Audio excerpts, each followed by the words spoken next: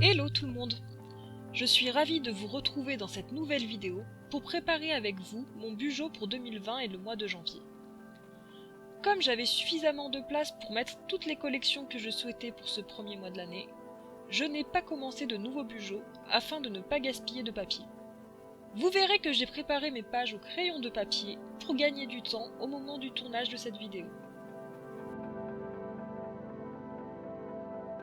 Pour la première page de 2020, j'ai pris une feuille de canson peinte en noir que je viendrai coller dans mon carnet lorsqu'elle sera terminée. En effet, j'ai utilisé de la peinture et je vais utiliser du vernis-colle. La page de mon Bugeot n'aurait pas été assez épaisse pour cela. Avec un feutre Posca blanc, j'écris dans un premier temps 2020 dans une écriture plutôt ronde et épaisse.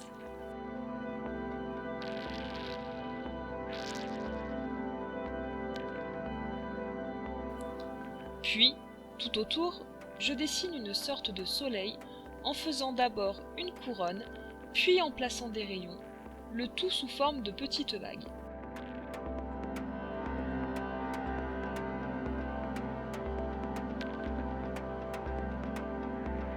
Je laisse alors sécher le marqueur blanc.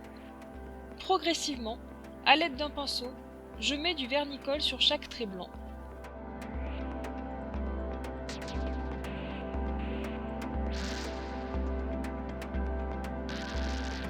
Et je saupoudre de paillettes dorées, puis rouges pour un rayon sur deux. Je réalise cette étape progressivement pour ne pas que le vernis-colle sèche entre le moment où je l'applique et le moment où j'ajoute les paillettes. On peut voir que j'utilise l'excédent de paillettes placé au début pour saupoudrer les éléments suivants et ainsi moins en gaspiller.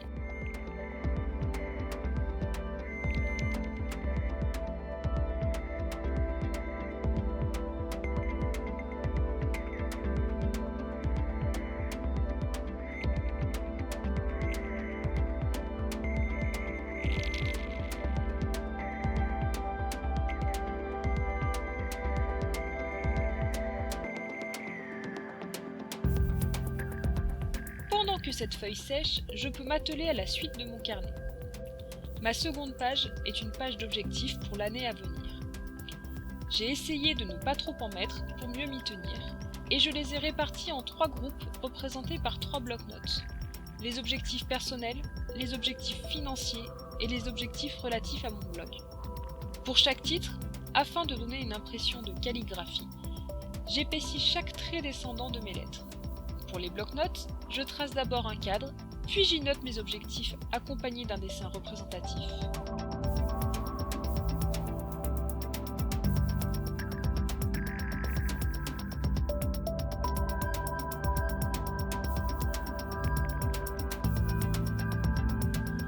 Je dessine alors une ligne de rond en haut du cadre et à chaque rond, je trace un anneau.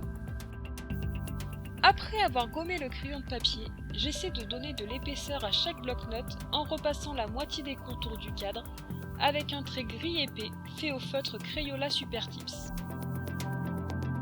Ce sont les mêmes feutres que j'utilise ensuite pour mettre en couleur chacun des dessins. Pour la double page suivante, j'aurais pu directement faire ma couverture mensuelle sur la page de gauche, mais je préfère la placer à droite. Il a donc fallu trouver comment utiliser la première page, et en cherchant sur Pinterest des dessins d'ours polaires que je pensais utiliser comme thème du mois, je suis tombée sur 2 illustrations. La première avec une phrase amusante et qui tombait à pic pour la nouvelle année, et la seconde avec 3 ours blancs que je trouvais sympas et facilement reproductibles. C'est donc comme cela que j'ai choisi d'illustrer ma page vierge. Pour la phrase, j'ai décidé d'utiliser une police d'écriture différente pour chaque mot. Et quant à l'illustration, j'ai décidé de ne pas la mettre en couleur car je trouvais qu'elle se suffisait à elle-même comme cela.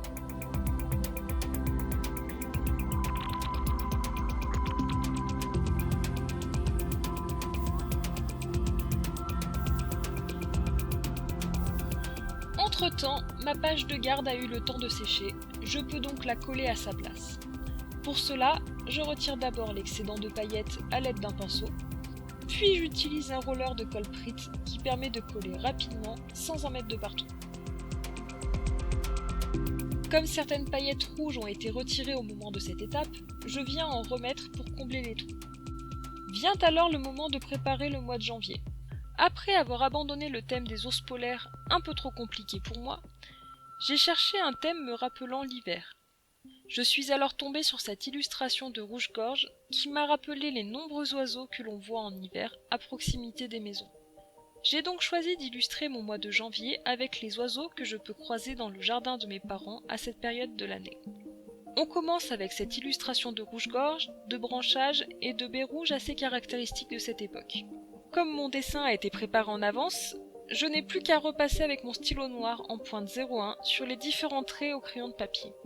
Au moment de la préparation, j'avais d'abord dessiné la branche qui entoure le rouge-gorge, puis les ramifications passant un coup au-dessus de cette branche, un coup en dessous. Ensuite, j'avais ajouté le nœud et les baies, et enfin, j'avais dessiné l'oiseau. Tout l'inverse de ce que je fais au stylo noir finalement et que vous voyez en vidéo. Il ne me reste alors plus qu'à écrire le mois de janvier, là encore en épaississant les traits descendants. Je retire ensuite toutes les traces de crayon de papier pour pouvoir venir mettre en couleur mon dessin. Je me rends compte au passage que j'ai oublié quelques détails au niveau des ailes, je les rajoute aussitôt. Pour la mise en couleur, j'ai choisi 3 teintes de rouge.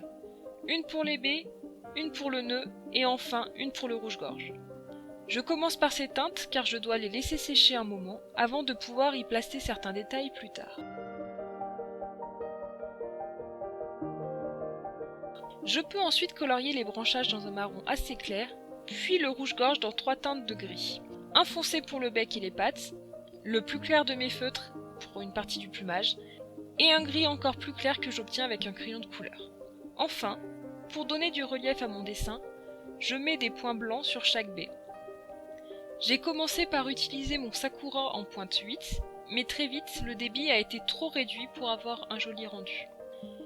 Je suis donc passée à la pointe numéro 10, puis je dessine des points sur la totalité du nœud, ce qui donne tout de suite un petit plus au dessin.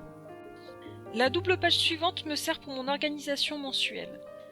Je trace d'abord avec un stylo en pointe 05 le calendrier du mois, avec les jours de la semaine sur la page de gauche et ceux du week-end sur la page de droite.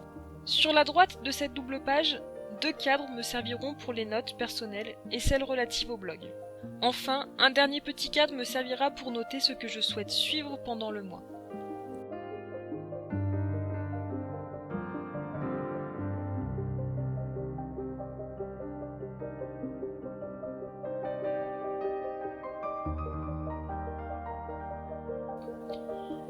Je passe alors aux illustrations en reproduisant ces dessins de mésanges, une charbonnière et une à tête noire.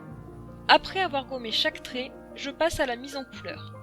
Pour mes trackers, j'attribue à chaque chose que je souhaite suivre une couleur que je viendrai reporter dans mon calendrier à chaque fois que cette tâche sera accomplie. Puis, je place un point marron dans chaque case du calendrier. Il me servira à noter le jour du mois plus tard, lorsque le feutre sera sec. Pour distinguer la semaine du week-end, j'utilise 2 teintes différentes de marron. Et pendant que ces points sèchent, je mets en couleur mes 2 dessins.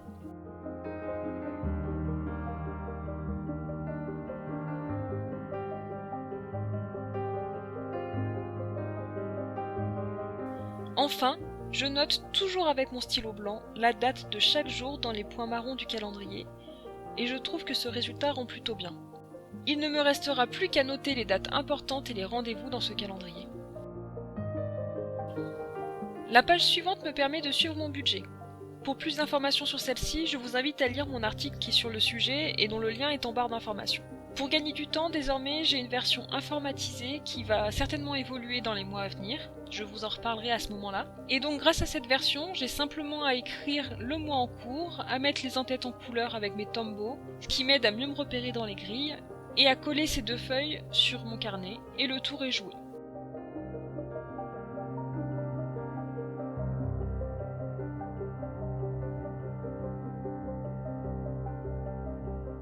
Ensuite, je m'occupe de la page qui permet de m'organiser au niveau des repas et des courses.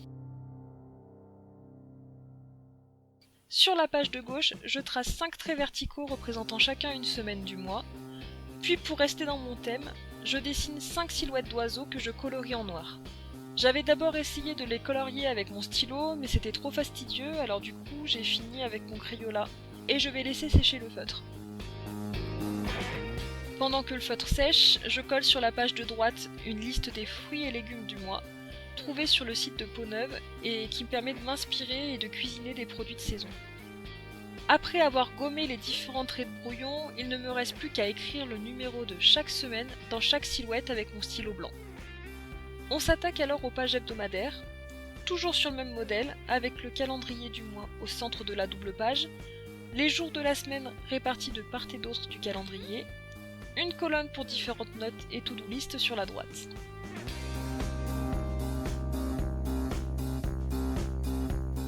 Puis, pour rester dans mon thème, je reproduis un nouveau dessin de rouge-gorge, plus réaliste que le premier, et que j'ai fait selon un tutoriel dont je vous mets le lien en barre d'informations.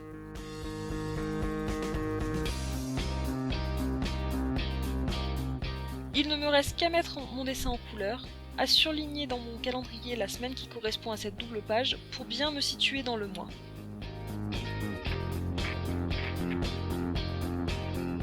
De la même façon, j'ai illustré la deuxième semaine avec un merle, la troisième avec un chardonneret, la suivante avec une mésange bleue, et la dernière avec une tourterelle.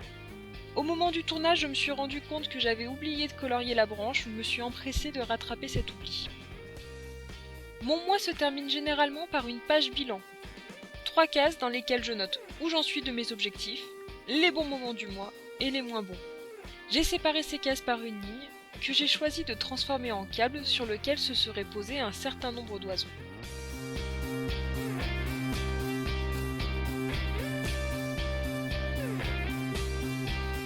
Et voilà ce que donne mon bullet journal pour ce début d'année.